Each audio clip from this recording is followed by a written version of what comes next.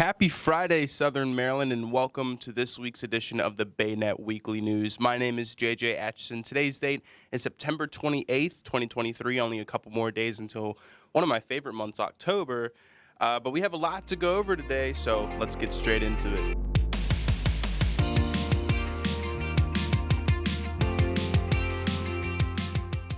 A Maryland judge has officially ordered Brandon Ross Holbrook, 47, to be held in jail without bond until a preliminary hearing on October 20th, 2023. He will be represented by a public defender. Holbrook is facing charges including first-degree murder, second-degree murder, and first-degree assault in connection with the murder of Joseph A. Szymanski, a well-known D.C. photographer who went missing on Labor Day of this year. WJAC News in Pennsylvania confirmed that on September 13, 2023, a Mifflin County judge approved Holbrook's extradition to Calvert County, Maryland. He arrived in the state on Thursday, September 21, 2023. The Mifflin County, Pennsylvania Coroner's Office and Calvert County Sheriff's Office identified the remains of the missing 51-year-old Huntingtown resident in the borough of Holbrook, Pennsylvania, in early September of this year. Szymanski's remains were located just yards away from Holbrook's property. The day he went missing, Szymanski was supposed to meet with his ex-wife for a child custody exchange. Upon searching his home, law enforcement found bloodstains on the driveway, as well as Szymanski's car still parked in the garage with his cell phone inside. Witnesses also reported seeing Holbrook's truck in the area the night Szymanski went missing. Detectives went to Pennsylvania to interview Holbrook. According to them, a foul odor emanated from this truck bed. They also found maggots located crawling all over the back of the truck. Holbrook told a judge on Friday that he has no history of violence whatsoever and no intention to flee. Investigators also interviewed Szymanski's ex-wife, who stated that Holbrook and her had been in a relationship before and expressed anger towards Szymanski for what he has put her through. Maryland prosecutors have since come to a conclusion that Holbrook traveled 4 hours to Szymanski's house and shot him.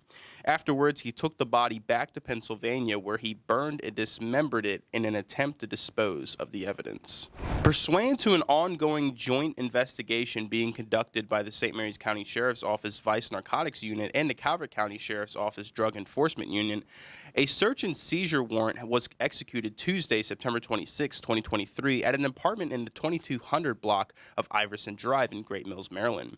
The resident of the apartment was previously identified as Markel Davion Carter, age 28. During the search, detectives located large quantities of various suspected controlled dangerous substances, including multiple pounds of cannabis, mushrooms, cocaine, fentanyl, and LSD, all in sufficient quantities to indicate possession with the intent to distribute.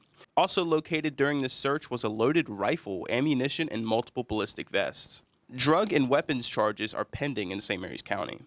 Just prior to the execution of the residential search warrant by investigators, the Calvert County Sheriff's Office, who also obtained search and seizure warrants for Mr. Carter's person and vehicle, initiated a traffic stop on Carter in Calvert County.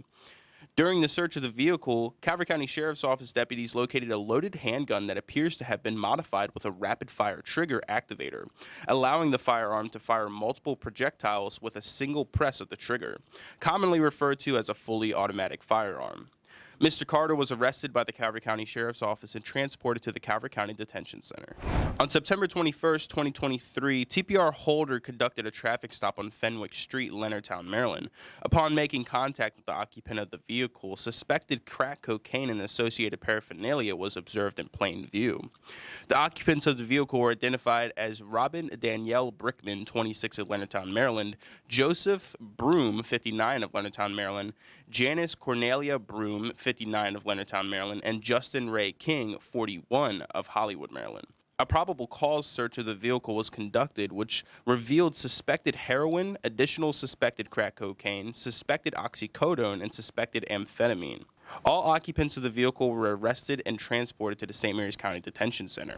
Prioritize safety and protect lives.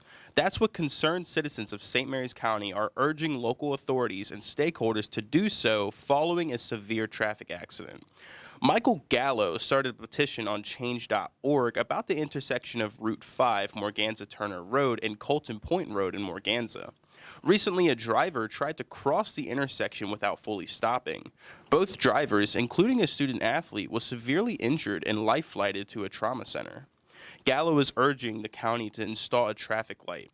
Right now, there isn't one, and it's posing significant risks to pedestrians, bikers, and motorists. He adds that there isn't adequate signage or signals in the area. Shantae Felix is the media relations manager for the Maryland Department of Transportation and the State Highway Administration. She says that the SHA will conduct a safety and operations review of the Maryland 5 and Morganza Turner Road / Colton Point Road intersection to determine if a traffic signal is the best solution there. So far, the petition has been signed by 449 people. There have been 5 crashes at that intersection between January 1st, 2020 and December 31st, 2022, 3 of which resulted in injuries. The 2023 data is still preliminary, but as of September 26, there have been no fatal crashes at this location.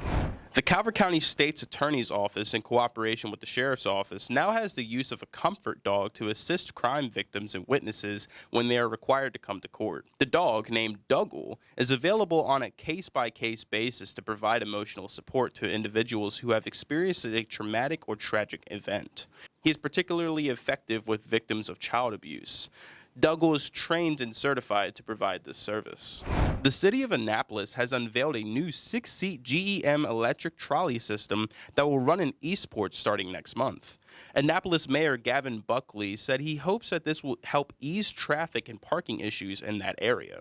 According to a press release by Buckley, the trolley is a low-speed, street-legal 6-seater GEM electric vehicle. These vehicles are valued for safety, comfort, sustainability, and style. GEM carts are low maintenance and don't require fuel costs, making them a cost-efficient way to transport people. The doors can be removed for open-air transport in good weather. The quiet operation not only allows passengers to have conversations, it also keeps noise pollution down during operation in residential neighborhoods. The trolley will run every 10 minutes, starting and ending at Norman Drive behind the Eastport Shopping Center.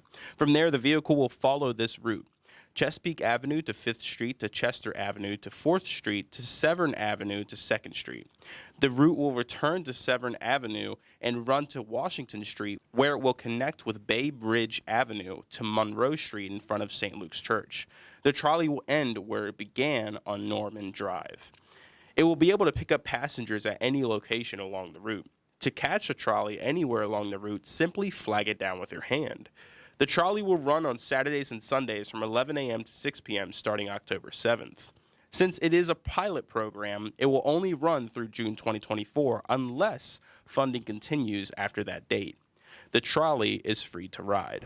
I am interested to see what you guys think about that new electric trolley system. So if you have any thoughts that you want to share, make sure you comment down below. And of course, if you want any more information on any of the articles that we covered today, make sure you click the specific link down in the description.